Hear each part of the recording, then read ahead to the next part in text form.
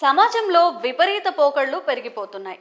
నలుగురు వ్యక్తులు కలిసి ఒకరిని బెదిరించగలిగితే చాలు, తాము ఏదైనా చేస్తాం, ఎవరు అడ్డొస్తారో చూస్తామని విర్రవీగుతున్నారు. అలాంటి వాళ్ళు మతాన్ని సైతం అడ్డు పెట్టుకోవడానికి కూడా వెనకాడడం లేదు. తాజాగా వీర రాఘవరెడ్డి అనే వ్యక్తి కూడా చట్టానికి వ్యతిరేకంగా తానే ఓ సైన్యం ఏర్పాటు చేసుకోవాలని చూశాడు.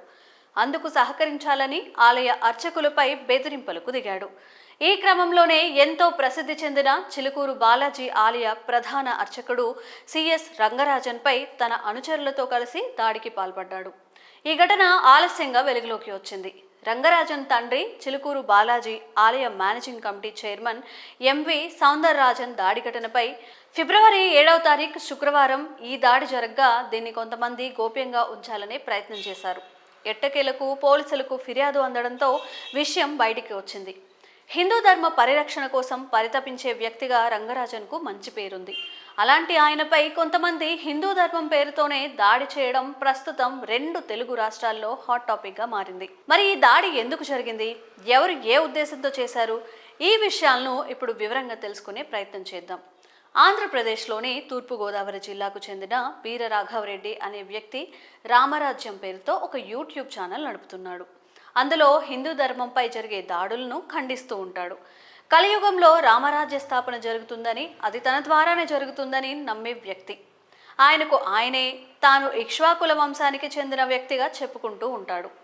పోలీసులు, కోర్టుల ద్వారా న్యాయం జరగడం లేదని, ఎన్నో ఆలయాలు, ఆలయ భూములు ఆక్రమణకు గురయ్యాయని, వాటిని మళ్లీ సాధించుకొని వాటి నిర్వహణ తానే చూసుకుంటానని చెబుతున్నాడు. ఆక్రమణకు గురైన ఆలయాలు, ఆలయ భూములు తిరిగి సాధించుకునేందుకు రామరాజ్యం పేరుతో ఓ సంస్థని స్థాపించాడు. ఇదో ప్రైవేట్ సైన్యం. ఇందులో చేరాలంటూ సోషల్ మీడియాలో ఓ నోటిఫికేషన్ కూడా రిలీజ్ చేశాడు. క్షత్రియులు, వైశ్యులని భావించేవారు, శూద్రులు కూడా ఇందులో చేరవచ్చని, అలా 1,00,000 మంది సైన్యాన్ని ఏర్పాటు చేసుకున్నాక తప్పు చేసే పోలీసులను, న్యాయమూర్తులను కూడా శిక్షిస్తామని అంటున్నాడు. అయితే తనతో పాటు రామరాజ్యం సైన్యంలో పనిచేసే వారికి జీతాలు కూడా ఇస్తానని వెల్లడించాడు. మరి అలా జీతాలు ఇవ్వాలంటే డబ్బులు కావాలి కదా. అప్పుడే వీరరాఘవరెడ్డికి ఒక ఐడియా వచ్చింది. ప్రభుత్వ ఆధీనంలో లేని ఆలయాలను టార్గెట్ చేసుకొని అందులో పనిచేసే అర్చకులను డబ్బులు డిమాండ్ చేయాలని డిసైడ్ అయిపోయాడు. అందులో భాగంగానే శుక్రవారం ఓ 20 మంది వ్యక్తులతో కలిసి చిలుకూరు బాలాజీ ఆలయ ప్రాంగణంలోని రంగరాజన్ ఇంటికి చేరుకున్నాడు. రామరాజ్య స్థాపనకు సహకరించాలని వీరరాఘవరెడ్డి ప్రతిపాదించారు. ఉగాది వరకు సమయం ఇస్తున్నానంటూ డెడ్ లైన్ పెట్టాడు. ఇలాంటి పనులకు తాను సహకరించనని రంగరాజన్ తేల్చి చెప్పడంతో ఆయనపై వీరరాఘవరెడ్డి, అతడితో పాటు వచ్చిన మరో 20 మంది రంగరాజన్పై విచక్షణ రహితంగా దాడికి పాల్పడ్డారు. ఈ దాడిలో రంగరాజన్ తీవ్రంగా గాయపడ్డారు. ఆయన కన్నుకు కూడా గాయమైంది. దాడి ఘటన అనంతరం వీరరాఘవరెడ్డి సోషల్ మీడియాలో ఈ విషయం గురించి పోస్ట్ చేయడం గమనార్హం. 2 రోజుల తర్వాత సౌందరరాజన్ తన కుమారుడు రంగరాజన్పై దాడి జరిగినట్లు పోలీసులకు ఫిర్యాదు చేశారు. కేసు నమోదు చేసుకున్న మోయినాబాద్ పోలీసులు వీరరాఘవరెడ్డిని అదుపులోకి తీసుకున్నారు. అయితే ఈ ఘటనపై హిందూ సంఘాలు కూడా మండిపడుతున్నాయి. హిందూ మతం పేరుతో వీరరాఘవరెడ్డి లాంటి వారు ఇలాంటి దారుణాలకు పాల్పడుతున్నారని, ఇలాంటి వారిని కఠినంగా శిక్షించాలని కూడా డిమాండ్ చేస్తున్నారు. రంగరాజన్ ఉన్నత చదువులు చదివి 1999లోనే ₹1,00,000 జీతం వచ్చే ఉద్యోగం వదిలేసి దేవుని సేవ కోసం అంకితమయ్యారు. వారి వంశపారంపర్యంగా వస్తున్న అర్చకత్వాన్ని తండ్రి సౌందరరాజన్ తర్వాత ఆయన స్వీకరించారు. చిలుకూరు బాలాజీ ఆలయంలో హుండీ ఉండదు, విఐపి దర్శనాలు కూడా ఉండవు.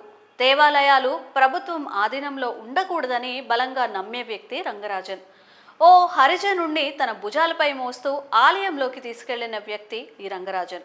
హిందూ ధర్మాన్ని అమితంగా ప్రేమిస్తూ మనుషులందరినీ సమానత్వంగా చూడగలిగే వ్యక్తి. ఇలాంటి వ్యక్తి ఓ రాడికల్ ముఠా చేతిలో దాడికి గురవడంపై సర్వత్రా విమర్శలు వ్యక్తమవుతున్నాయి. ఈ ఘటనపై బీఆర్ఎస్ వర్కింగ్ ప్రెసిడెంట్ కేటీఆర్ కూడా స్పందించారు. ధర్మరక్షకులపై దాడులు చేస్తారు, రాజ్యాంగ రక్షకులు చూస్తూ కూర్చుంటారు అంటూ కామెంట్స్ చేశారు కేటీఆర్.